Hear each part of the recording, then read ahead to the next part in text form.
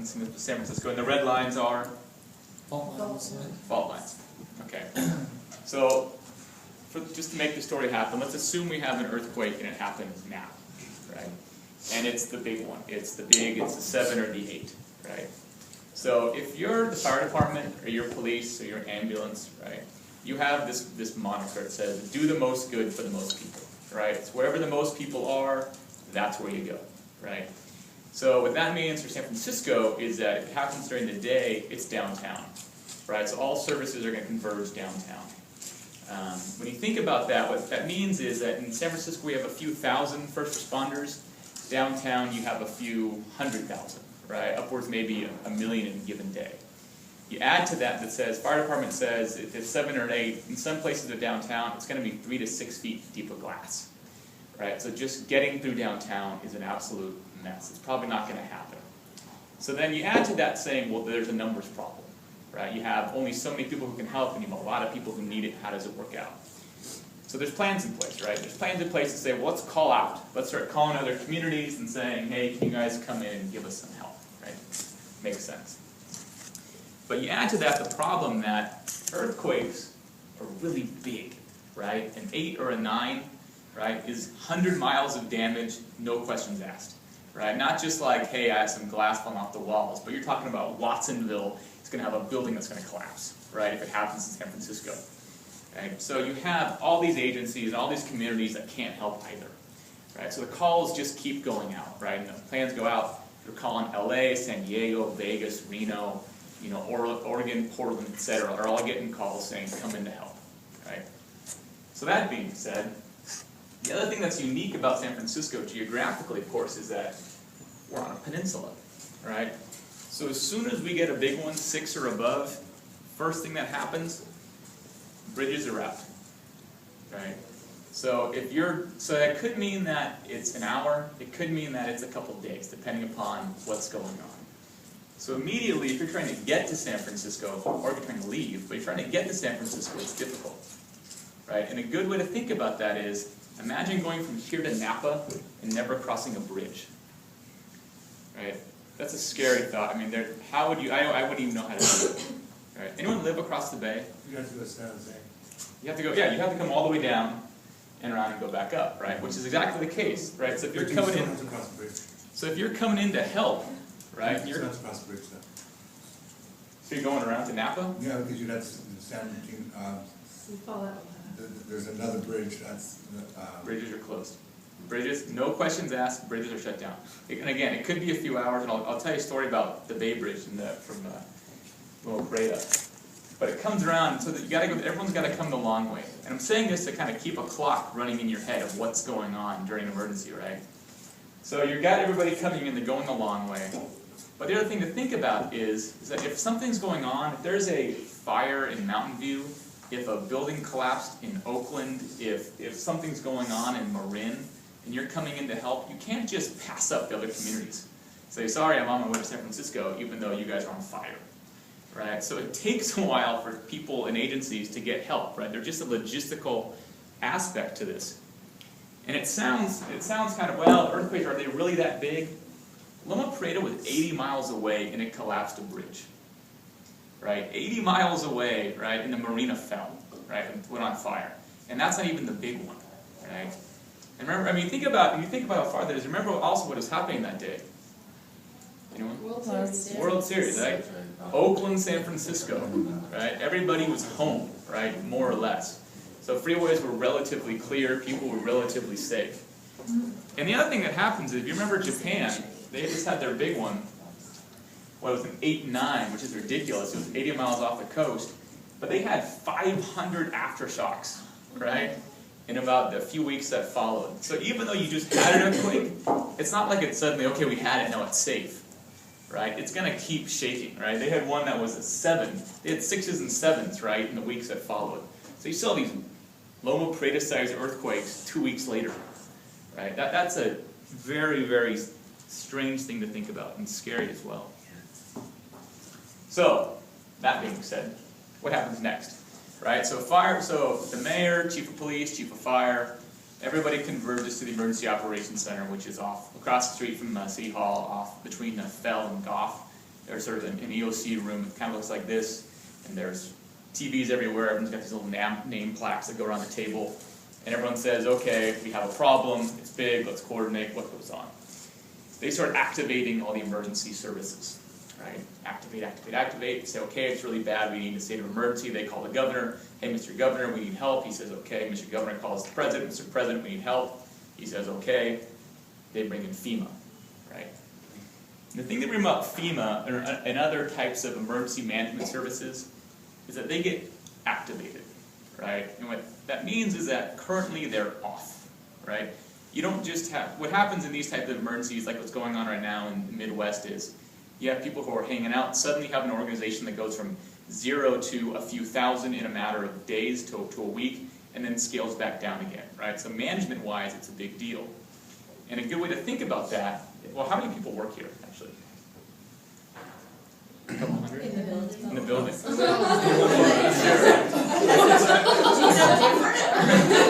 We all work here. No, I didn't do it. Slightly less than 400. Okay, so 400. So imagine yesterday this company didn't exist, and you get a call at like 5 o'clock yesterday. It says, hey, we're starting this company, and you're working at whatever you're working at now, and you show up today, right? This is what goes on in FEMA, right? And you know your role, you know what you're supposed to do, but it's who's your boss, right? How do you get supplies, right? How do you make a phone call? What's your network password, right? All these sorts of just basic stuff is going on, right? And we're talking about 2-3 days now, plus you got to get here, okay? So FEMA is a big deal, and it's hard, and there are just things that go on that are difficult. And then when they do get here, right, what's the first thing they do, right? The big stuff, right? Do the most good for the most people, right? So what does that mean? That means, okay, a bridge is collapsed. Okay, gotta take care of the bridge, right? People gotta get home. Stockpile. You have a contagion type of event, right? You gotta not only stockpiles are up in Oregon, we got some here in the city. Set up triage centers, set up inoculation centers, right? What is stockpile? If there's like a major biological attack, San Francisco has a handful of avian flu vaccines, but if it's really Bay Area wide, there's warehouses of stuff that can be mobilized. And I think there's 7 or 8 of them around the country. Concentration camps? The FEMA camps? Yeah. FEMA camps, Stockton, right? If the Richmond refinery's on fire, right, there's a big earthquake, that's a big deal. If a sewage line blows, that's a huge hazmat issue, right? Right? And you think, set up sheltering, there's building collapse, right? There's big stuff that has to happen first, right? So, again, think of that timeline. So then suddenly, this stuff gets settled down, right? It's time to help people, right? And then this is what the mass help looks like. This is Katrina. Right? This is actually the picture that got me in the Red Cross, because I said I'm not going to be in that line. I'm on the other side, right? And you think of the DMV, right? Imagine everybody in the city goes to the DMV at the same time, right? That's what it is, right? Everybody needs an inoculation. Everybody needs a blanket. Everyone needs to get into shelter all at the same time. Right? There's only so many ways you can do it, right? You're not mailing out supplies, right? You get in a line and you wait, okay? And then finally, which is to get help, right? Triage. Right? Triage in a big disaster isn't like going to your doctor. You're not saying, hey man, my shoulder hurts, you know, I think I pinched a nerve, something like that, right? It's 30 seconds. And there's guys like me who aren't doctors, and we get these little pieces of tape, right? Red, yellow, green, black, and we go airway, breathing, circulation, and we get a tag, right? That's, or maybe if you're lucky, we get one of these big ones, right? Who knows? And then if you got a broken arm, you're a walking wounded, right? You're fine. You'll survive another day. But if you got a chest wound, that's a different story. If it's bleeding, it's leading, right? As they say, right? So it's a different, things change quickly in these events, right? And there's a lot of stuff going on in the background that doesn't involve you, right? And that's kind of the idea, is that there's just logistic things that are going on. There's centers that need to be set up. There's communication networks that need to be set up, right? All this stuff needs to get done before we can worry about you, right? And that's where preparedness comes in.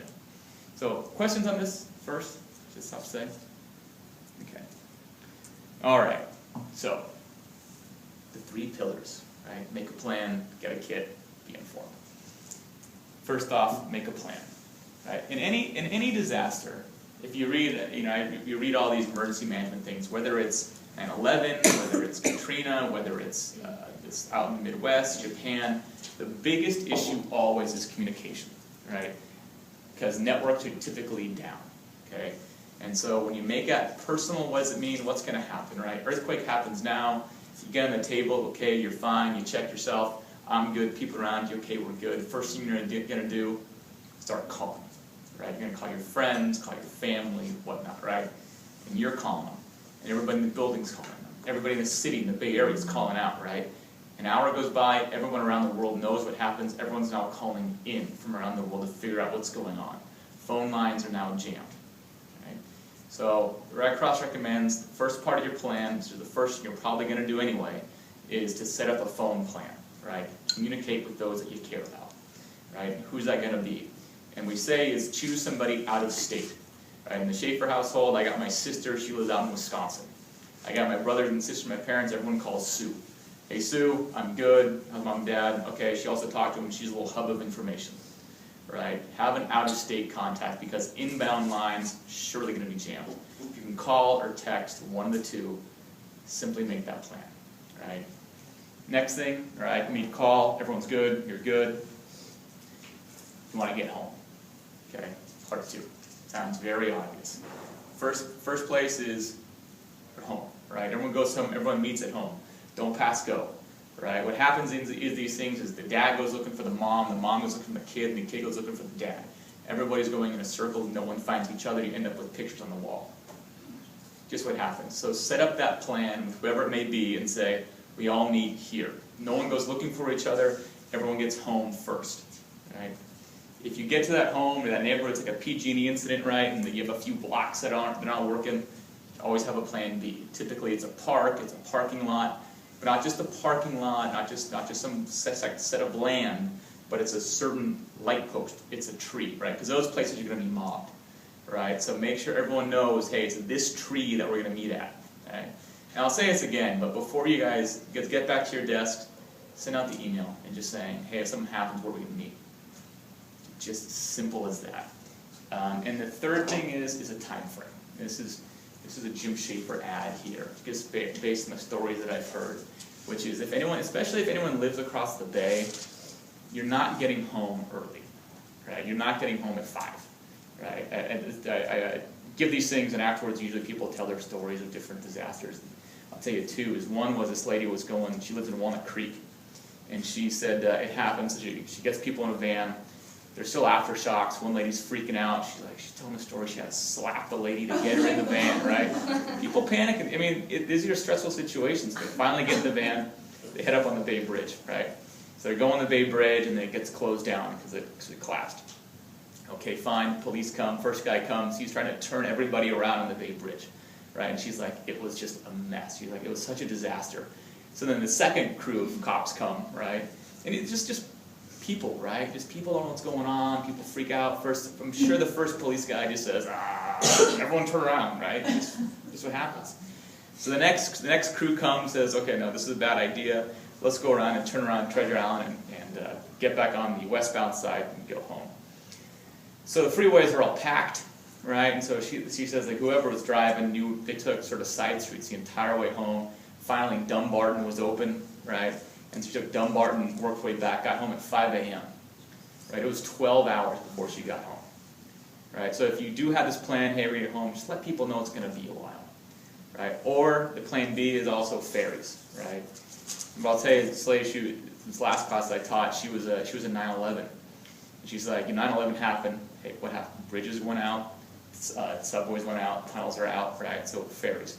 Everybody goes to the ferries. Right? It happens about 8, 9 in the morning. She's like, we didn't get on the ferries until 7 o'clock at night. And she's like, and everybody was sunburned. You had vendors coming in trying to sell water, right? So it's just, you have a different way of getting home. And letting people know that, hey, it's going to be a while, it's just a peace of mind thing, right? And know for yourself that, hey, if you do live across the bridge, you do live in San Jose, whatever it may be, it's going to be a while, right? And just prep for it, okay?